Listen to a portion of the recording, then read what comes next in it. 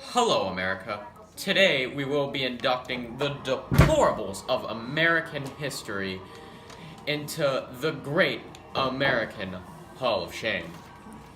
Andrew Jackson will be our first inductee, and here is Sandy Valley's own world-class government teacher, Carrie Reason. Mr. Reason would like to make it known that he may not necessarily agree with the views expressed in his speech, but nonetheless, here he is. Take it away, Reason. Okay, Mr. Wright-Moll's class, before we start, I just want to let you know that the views on this paper doesn't necessarily are my views, okay? Andrew Jackson was the 7th President of the United States from 1829 to 1837. He is being inducted to the American Hall of Shame because of his gross acts against humanity, including committing genocide.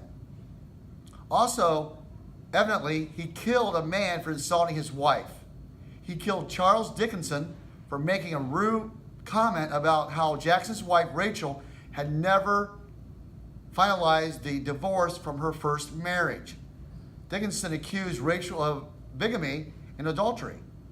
President Jackson is also a jerk for the Creek campaign.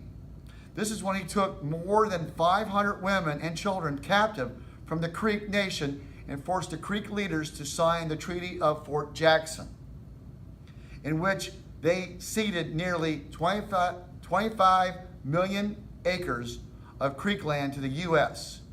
After all, manifest destiny was a thing, so I suppose that means he could do whatever he wanted because God said so, right?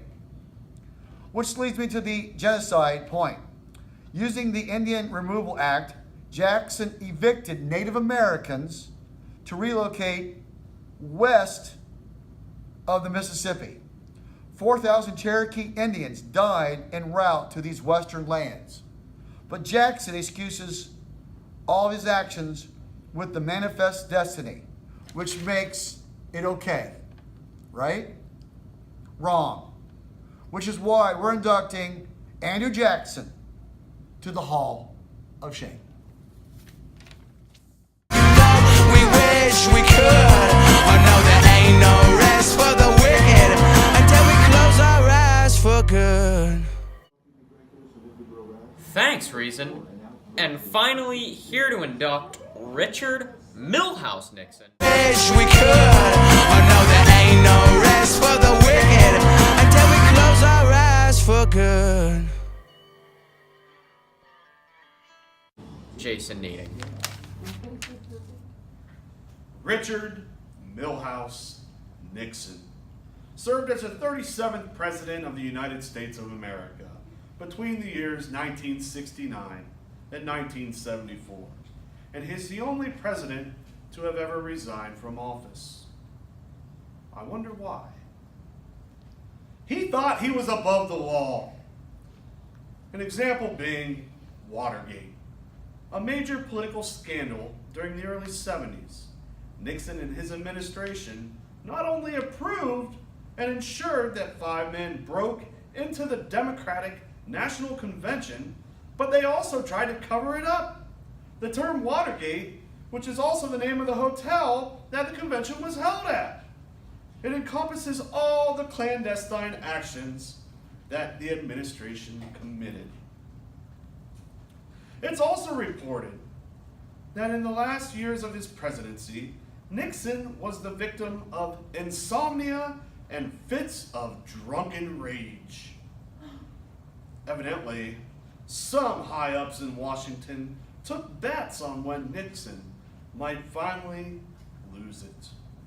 In fact, after Nixon resigned, Hunter S. Thompson wrote, "It's probably a good thing in retrospect that only a very few people in this country understood the gravity of Richard Nixon's mental condition during his last year in the White House." There were moments in that year when even his closest friends and advisors were convinced that the President of the United States was so crazy with rage and booze and suicidal despair that he was only 2 martinis away from losing his grip entirely and suddenly locking himself in his office long enough to make a telephone call that would have launched enough missiles and bombers to blow the whole world off its axis, or at least kill 100 million people.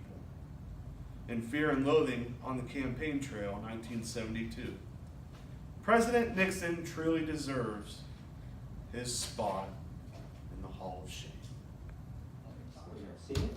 Right there, crossing route Bloopers! 44 at this time, just out of Mill Green. Hi there, SVT. Oh, Is the name of the hotel that the convention encompasses all the stop. I'm ugly. Stop. This is going in bloopers. I hate myself. Dude, I need a shower. You're gross. Oh, yeah.